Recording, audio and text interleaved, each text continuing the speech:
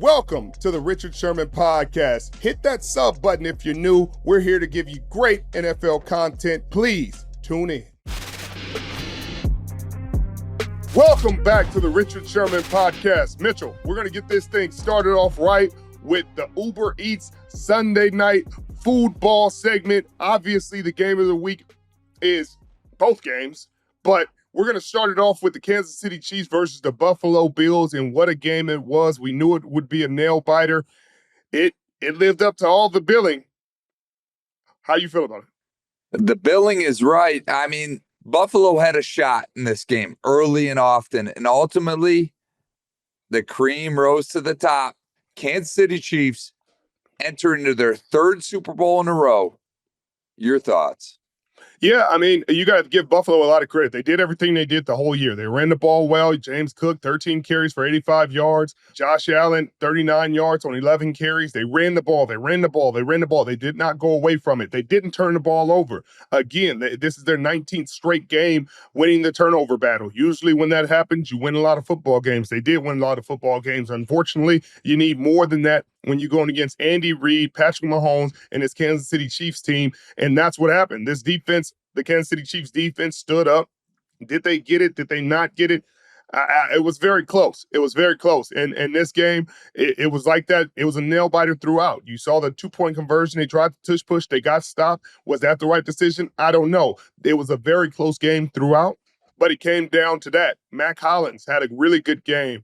James Cook, we talked about, had a really good game. Matt Milano and Jordan Phillips came through clutch. I thought that Jordan Phillips play could have been a game changer when he got the sack late in the game on first down, first and goal for the Kansas City Chiefs to push them back and make it a much tougher situation for them. They end up getting a field goal in that situation. Now you got Josh Allen with the ball in his hands. 3 minutes to go in the game, a chance to win it, a chance to finally slay the dragon, end all the speculation, put your team in the Super Bowl. And unfortunately, Spags had more tricks in his bag for Josh Allen. He brought pressure on third down. He brought a zero pressure, and then he disguised it and brought some kind of crazy fire zone at the end that was kind of unsound. And if you go back and look at it, Josh Allen, if he would have had a sliver more time and could have found Dalton Kincaid, there was space there to be found. It eventually did get to Dalton Kincaid's hands, and he drops it right there. That would have been the biggest play in Buffalo Bills history if he had been able to pull that in, come down with that, would have been the difference in the game. I think if he catches that, the Buffalo Bills go on to win this game. But unfortunately, if was a fifth, we'd all be drunk. And if does not win you this ball game, Patrick Mahomes, Andy Reid, Spags, Chris Jones, Nick Bolton, and the boys. You got to give Joe Thuney a ton of credit. They had trouble at the tackles. They had troubles. So they took their all-pro guard and moved him to tackle, and he has just been a stud there. He is a huge reason why they're able to make it to this Super Bowl run, why Patrick Mahomes is a lot more upright than he had been. And I wonder what they're going to do in a Super Bowl because Jalen Carter is on the inside. Jordan Davis is on the inside. Their troubles are on the inside. But I think they stick with Caliendo. You know what I mean? They're starting to become some chemistry there. And I think they trust Caliendo and what he's been doing. But that Jordan Phillips sack, he took Caliendo on a ride, Mitchell. On a ride. Grown man. Has a different game in those trenches. But this game was really cool. You got to give credit to Xavier Worthy. Played a fantastic game. Just looked like he had been there before. Like, you know what I mean? You would have thought he's been part of the other two Super Bowl teams. You wouldn't have thought he was a rookie. I mean, he was just having a good time, swagging, doing the first down celebrations, crucial catches. Juju Smith-Schuster only has 2 catches in the game. One of them is in the first quarter. The last one is in the fourth quarter, and they are both critical catches. He gets a lot of yak afterwards. Huge plays in the game. Kareem Hunt carries the ball and does a great job in this game. I mean, there are so many MVPs, and they lost a fumble in this game. It's the first Chiefs turnover since November 17th, and they were still able to overcome that. I thought once they turned the ball over, and it happened twice in one drive, but a penalty negated one of them. And then a few plays later, it happens again. Ball don't lie. It's going to happen if it's supposed to happen. And it happened. And I thought, oh my God, that might be the one. That might be the thing that changes this game for good. But unfortunately, unfortunately, depends on which side of the coin you sit on, side of the seat you sit on. But it was a huge play in the game.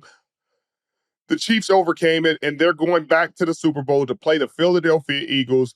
Another Andy Reid Bowl, a rematch of the 2022 Super Bowl versus the Eagles. Is going to be a great game versus two great teams, and I can't wait for it. But Mitchell, I was very, very, I was sitting on the edge of my seat this entire game. Both teams deserve a lot of credit. Josh Allen, I know he, 0-4 against this Chiefs team, but it's no fault of his. He battled his butt off and, did everything he could to put his team in a position to be successful. I give a hat tip to Josh Allen and the Buffalo Bills, but the Kansas City Chiefs, again, find a way to get it done in these close games. No question about it. But I think it goes back to midway through the fourth quarter on that fourth down. And the Buffalo Bills had an opportunity to take this game into their hands and really take possession of it for the long haul. And they resorted to the tush push again. And they ultimately, whether you want to call it short or right on the line or just short of the line, they ended up, by definition, short of the line. It just was not working all game. And they just kept going back to it and back to it and back to it. And as a viewer, I'm like, what are they doing? Like, they got so much more at their arsenal than just this. They got Josh Allen at their arsenal, lining them up with your boy, James Cook, and let them work. And instead, they just pounded the rock, and it wasn't working all game, and it did not work for them in that crucial moment. And ultimately, the Sky Cam viewed him short, and that was what it was. I mean, your thoughts on that play? Well, I got to give them credit. They were 28 for 30 on it during the season, and that was on third down. And the other two times they missed it, they got it the next down. So you got to go with what's gotten you here. And I think that's what their mindset was. You got Josh Allen, who's 6'4", 6'5", 235, 240, and he hasn't been stopped all season. You can't assume he's going to be stopped in the championship. And if you do anything else, you go away from it, you run a different play, you hand it off to James Cook, and they get stopped, or the Chiefs get penetration, they'll be questioned till the cows come home. So I think it was the right decision to go with what to go with what got you here, because there's less questions. The Chiefs made a great play. They got the stop. You got to give them a lot of credit. But I think if you do anything else and the Chiefs stop them, there's like, oh my God, why don't you do the tush push? You've done it all season long, and now during the biggest game of the season, you stop doing it. So I think there's, you're damned if you do, damned if you don't. But in this situation, it didn't work out. But I don't think it was the wrong decision. I think on the 2-point conversion, there were other options that they could have gone with. But on the fourth down, you got to go with what you know. Well, Richard, this is another loss for Josh Allen against Patrick Mahomes in the clutch. I know he's owned him in the regular season, but when it truly matters, Josh Allen just hasn't been able to get it done. I hate to hear it for the Buffalo Bills fan base, because they've been on the cusp of everything that could be. The Kelly era, right? You look back at the Kelly era. Is Josh Allen ended up for another Kelly era-esque with the Bills? I don't know, because Kelly went to 4 Super Bowls. You know what I mean? So I don't even know if you give Josh Allen that kind of credit, because he hasn't been one. And so until he does, now Kelly didn't have to go against this guy. This Patrick Mahomes guy, who seems to be a once in a generation kind of guy, once in a lifetime kind of guy, quite a quarterback, and in a perfect situation that suits his strengths. And so he also got Lamar Jackson and things like that. You got Joe Burrow, who he's going to have to contend with. So this is some of the best quarterback play in honestly in the history of the National Football League, especially on one side of the coin. You got the AFC with probably, three or four of the top 5 quarterbacks in the National Football League, and you guys can argue and debate all you want, but that's what the numbers say. I think this is going to be a tough pill for Josh Allen to swallow, but at the end of the day, if you go back and look at every single one of those games, Josh Allen played really well. Josh Allen played his butt off in a lot of these games. It's not like, hey, he goes into these games and he turns the ball over a ton and he doesn't play well. He doesn't run the ball. He just gives it up and he's playing too tentative. He really plays well in these games. They just don't win them. And that's the thing that, everybody says wins and losses aren't a quarterback stat. But they also say this is Mahomes' 17th win, and he passes Joe Montana for second all time for a quarterback, still behind Tom Brady's 35. So these losses still do count against what Josh Allen wants to do in terms of legacy, in terms of how he's seen in a bigger picture of things. And again, everybody's behind Mahomes, and this is just another reminder. It truly is. I mean, this Patrick Mahomes left Chiefs team they're so dominant. I mean, they had a fumble today, but Richard, the craziest stat that I've ever seen, this is the first turnover that the Chiefs had committed in the previous 8 games. I mean, it's just wild how consistent they are offensively. And it starts from the top with Patrick Mahomes. He has truly entered that GOAT conversation with Tom Brady. I mean, and he's so young, he can get it. In his game, it doesn't rely on the scrambles. He can do that. No question about it. He can do that, but it starts up here in his head. And you can see the longevity of his career right in front of you. How far along do you think he can take this? Like, what do you think is truly the cap for Patrick Mahomes? Well, I don't know, because there isn't necessarily one, because if he continues to have Andy Reid at the helm, and Andy Reid doesn't seem like he's going anywhere, they continue to support him with really good players. Xavier Worthy, they drafted this year, 2 All-Pros on the offensive line, and Creed Humphreys and Joe Tooney. And they'll probably go draft another tackle for him in the draft. You got Spags on the other side with a really talented defense, and All-Pros, and Chris Jones and McDuffie and Justin Reed plays really good football. Nick Bolton is right where he needs to be. Karlaftis plays really good football. So the sky's the limit for this team, because they're just getting more and more talented. They're getting more and more talented, more and more guys that are developed and homebred, homegrown talent. And that's what you need to be a consistent championship caliber team.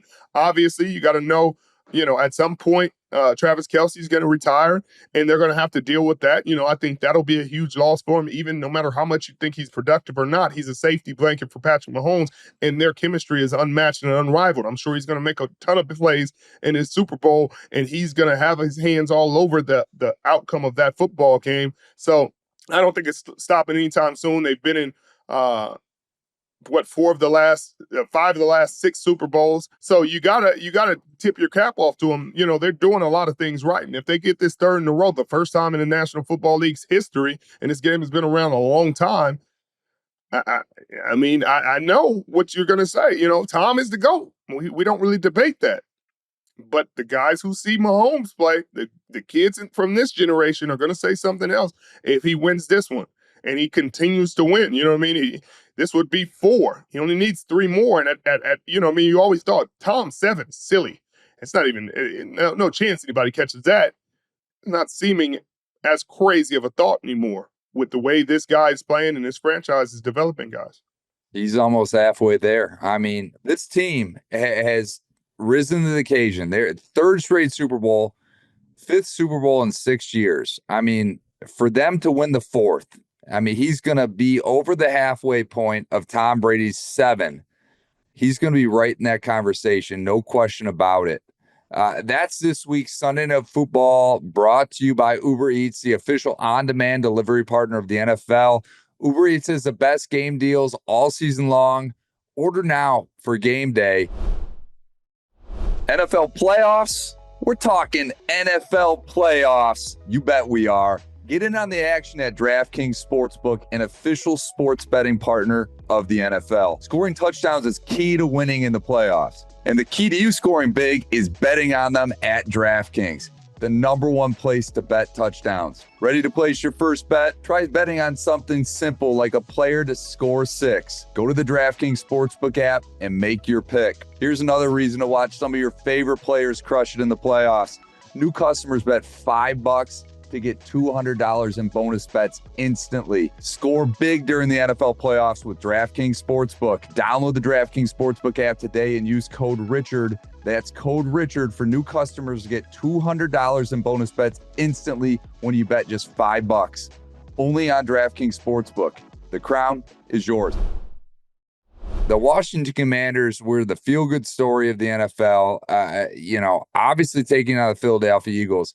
And goodness gracious, it was like a reversal of the Detroit Lions game when the Washington Commanders took down my Detroit Lions in Ford Field.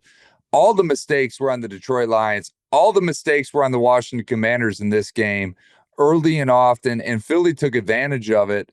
Philly puts up 55 points. That's the most points scored in a conference championship game, period. And Saquon Barkley, my goodness, just took over this game early, often, and consistently. And I knew it would be a difficult game for the Washington Commanders coming in because they weren't the better team. They're not the better team. They're not the more talented team. They're the feel-good story, but the quarterback is hot. The offense has been hot. And I thought if they played a good game and they played like they did against the Detroit Lions, if they did play like they did against the Tampa Bay Buccaneers, they would have a chance to win this game. They turned the ball over 3 times. And not that these were unforced errors, because it came from guys punching at the ball. Bond punched at the ball. Warren Burks punched at the ball, caused both of those fumbles. The other one, a contact fumble on a kick return that they shouldn't have even come out. Like, why are you returning kicks when you haven't brought the ball past the 30? At that point, just kneel in the end zone, like give it to your quarterback. You're not running one back against this team. They're clearly superior in the special teams department, at least on the kickoff return side. Just down the ball, give it to your quarterback and let them have a chance. But you got to give the Philadelphia Eagles a lot of credit. They ran the ball really well. Saquon Barkley only had 15 carries in the game, had 118 yards, 3 touchdowns. Could have had a lot more if he wanted it. Jalen Hurts had 3 touchdowns. He had the 2 tush pushes and got another touchdown. He played a really good game, efficient with the football, not putting it in harm's way. A.J. Brown, 6 for 96. He was having his way with Sandstrel, who had a really good game. The rookie had a great game against Detroit and had probably the worst game of his career to date in the NFC Championship against A.J. Brown. And I thought that would be a tough matchup. Another critical moment in the game was a 4th and 5. They just dropped back. Marshawn Lattimore on A.J. Brown, bombed him up. And that was a huge play. I thought, hey, that's the moment Marshawn Lattimore has a chance to input his stamp on the game. If he makes that stop, it keeps the game really close. You know what I mean? That was a huge moment, but instead, A.J. Brown shows why he's an all-pro, Pro Bowl player, why he's getting the money that he's getting, and he made the play to help his team get to the Super Bowl. Warren Burks is playing some of his best football in replacement of Nakobe Dean. And Jalen Carter has been wrecking things. Davis had a huge play in the game. Nolan Smith had a huge sack in the game. He's having a great playoffs. He's having a better playoffs than he had a regular season.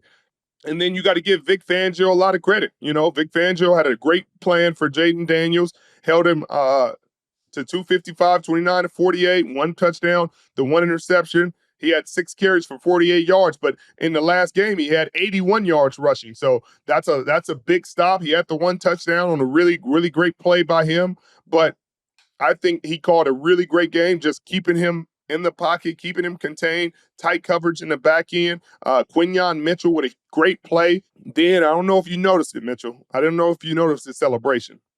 Did you see it? You're going to have to remind me, Richard. Quinyon Mitchell picked Scary Terry off in the end zone. That was pretty much the closer of the game.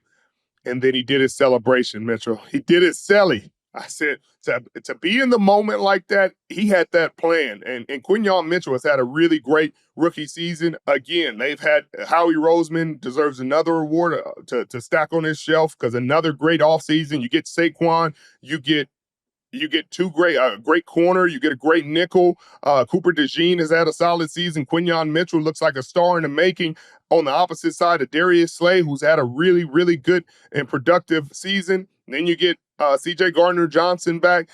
Things like that. Oren Burks is probably an underrated signing that nobody's talking about, or they're talking about now, because, he's playing really well now. But Zach Bond became an all-pro, went from a special teams guy to an all-pro in 1 season. And so all these moves have really contributed to what they've become. and they're a championship team. They're going to the Super Bowl, and they're probably, again, the more talented team going into the Super Bowl, the more complete team. The offensive line, best offensive line in football. I didn't even mention Cam Jurgens and Landon Dickerson both playing center. Landon Dickerson hadn't played center really since college. I think he had 40 snaps at it, and then he gets hurt. He's limping. He's battling tough as hell. And then Cam Jurgens says, okay, my back's hurt, but you can't go. I'm going to finish this game off. And he finishes the game off. That's just warrior mentality. Hopefully they're healthy for the Super Bowl and they can heal up with the injuries that they had. But it was a great season for the Washington Commanders. Obviously, they got $102 million in cap space. They get the 29th pick. The future's bright. They'll pick up some more talent, some receivers that want to play with a great quarterback. I'm sure defensively they'll find some more talent, offensive line help, et cetera, et cetera. Guys want to play for Dan Quinn, but I think it was still a great season for them. This is further than anybody could have expected them to go. Hats off to the Eagles and what they were able to do. Dominant game, dominant performance on both sides of the football. 7 rushing touchdowns was the most in a postseason game since the 1940 Bears, which is, that's taking it very far back. That's crazy. I want to talk about Saquon a little bit because Saquon Barkley, Richard, when this game was going on, I texted you and I said, Saquon Barkley is the biggest waste of a superstar by any professional sports franchise in NFL history in regards to the New York Giants. When you see what he is producing with this Philadelphia Eagles team, bringing them to the Super Bowl, being at the forefront of that Super Bowl charge, and then you look at what the New York Giants have done with him. Can you disagree with that statement? No, you can't. And you gotta look at Mara and you gotta look at the GM of the Giants. Like, it should have been fired.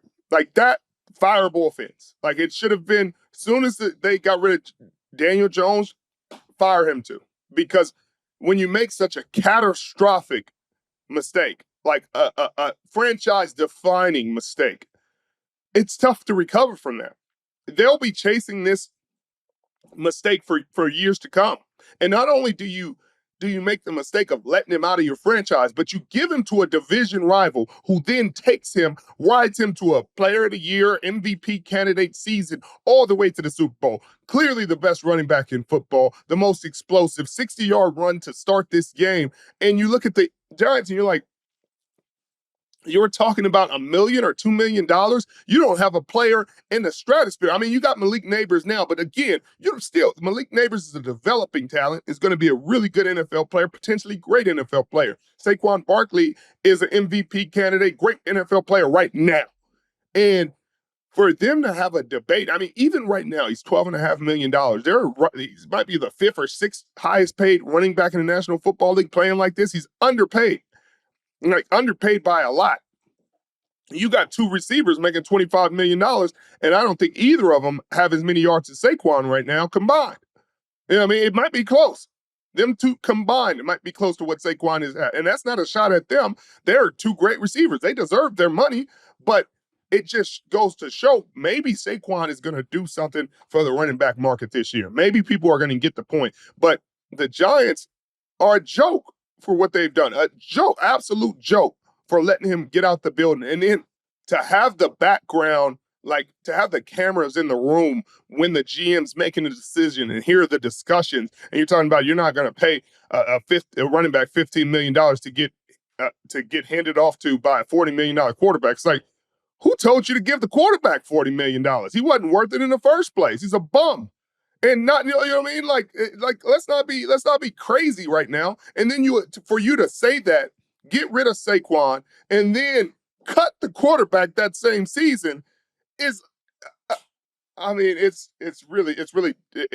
dumb. It's idiotic. Welcome back to the Richard Sherman podcast, presented by our friends and partners over at Breitling, the premier luxury watch brand out of Switzerland. This year is their 140th anniversary. I'm so excited. Got the watch. Got to do the Shador Sanders. You know what I mean? I got my Honolulu blue and silver Detroit Lion Breitling on. I know Richard's got a San Francisco 49ers one on. Players in Prime Time is brought to you by our partners, at Breitling. This week, it's, of course, Saquon Barkley, who shined in his Eagles debut. If you got any sponsors, well, I know you got Breitling. You got Breitling. You got that Honolulu Blue Breitling, I heard. And to be with such a prestigious luxury watch brand, I'm thrilled. Visit Breitling.com or check out a local authorized dealer to cop you a timepiece of your own. It's wild. And you know what? The Washington Commanders deserve a ton of credit. Obviously, they're a team on the rise. Jayden Daniels is a star in the making here in Washington. And Dan Snyder, you know, he was quoted as saying he was pissed off. And I don't know. I mean, this is all social media rumblings that I've seen. But how would you feel if you're Dan Snyder right now, seeing this team rise to glory when you're no longer involved, Rich? I wouldn't be Dan Snyder, Mitchell. I wouldn't. I mean, I can't Dan Snyder, Mitchell. I'd pray if I woke up Dan Snyder. I got a lot of problems in my life. But no, I'd hope I'm never waking up Dan Snyder. But yeah, I'm sure there's, you know, I mean, there's jealousy, you know, resentment, you know, whatever the case may be. But move on. You know, the franchise was a disaster under your watch, under your guidance and ownership. A ton of scandal, a ton of problems, a ton of issues. Guys didn't want to play for that franchise. Terrible fields. Every great player you had wanted to leave. They tried to kill Trent Williams, you know what I mean? Tried to hide his freaking cancer in his brain. You know, just so many crazy things happened under his watch. And so, no, I don't care that he feels bad or he's frustrated. I mean, it sucks, but great for them. Great for Josh Harris, Magic, you know, that ownership group and what they have. Great for Jayden Daniels and his family. Great for Zach Ertz. Zach Ertz had a really great game No question. and great season. Another All-Pro season for Bobby Wagner, friend of the program, and happy for him. Was really rooting for him to get back to another Super Bowl, and you know that's frustrating. Austin Ekeler as well, but you know, unfortunately, they didn't make enough plays. And the Philadelphia Eagles came in there and handled business. And we'll see how this Super Bowl goes in New Orleans. We'll talk about that another day. But, Mitchell, this has been a great day of football. No question about it. Richard, your early thoughts on this matchup. Philadelphia against the Kansas City Chiefs. I mean, it certainly seems like the two hottest teams in football. I mean, the way Kansas City played today, I think they deserve that accolade. And the Philadelphia Eagles, Richard, who do you initial thoughts? I don't want to get into full game breakdown. We'll get into that later on, but initial thoughts, who do you think has the upper edge today, Philly or Kansas City? That's tough to say because, like I said, Philly's the more talented team. You know, you look at their offensive line and what they've done. You look at Saquon Barkley and what he's done, and then you take all that away and just look on the edges. They're two really, really talented receivers, a really talented tight end in Dallas Goedert, and they're going to be a difficult offense to stop and a difficult offense to game plan for. But you see their defensive coordinator, Kansas City, Spags, has a plan for everything. Obviously, we talked about James Cook had some success on the ground. I'm sure the Philadelphia Eagles will watch that tape and think, hey, we can get to some of those plays, we can get to some of those looks, and we have a better back and a better offensive line to maybe open some of those gaps. We have more weapons than y'all had to create more issues for you. So it's gonna be a tough game plan for the Philadelphia Eagles. But on the flip side, this is a much better offense and a much more experienced offense than they faced before. So many weapons. You know, we talked about Travis Kelce. We talk about Kareem Hunt, and he's had actually a really solid season. But Creed Humphreys, the All-Pro, their offensive line is a really talented group that's played together a long time and been through a lot of championships. They've been through multiple Super Bowls. And then you guys got guys like Juju Smith-Schuster, Nuke Hopkins, Xavier Worthy, who just are ready. I mean, Hollywood Brown looked really good, was really impactful in this game. The first playoff game, I think the receivers didn't have a catch. And then this game, you get impact all over the place. I think there's probably 10, 12 catches from the receivers. So you see the Kansas City Chiefs can attack you in so many different ways. And I expect it to be a dogfight. You know, Patrick Mahomes is a whole different beast than any other quarterback in the National Football League. He is at the top of the mountain, and it's going to be an earned Super Bowl if Philadelphia Eagles can pull it out. No question. Well, hat tip to Patrick Mahomes. He certainly deserves to be back in here, man. I mean, we'll see if the Philadelphia Eagles can take him out. Richard, this concludes our NFC and AFC Championship podcast. We're going to be more back and at it this week, and we're excited to be able to let you sign us off, my friend.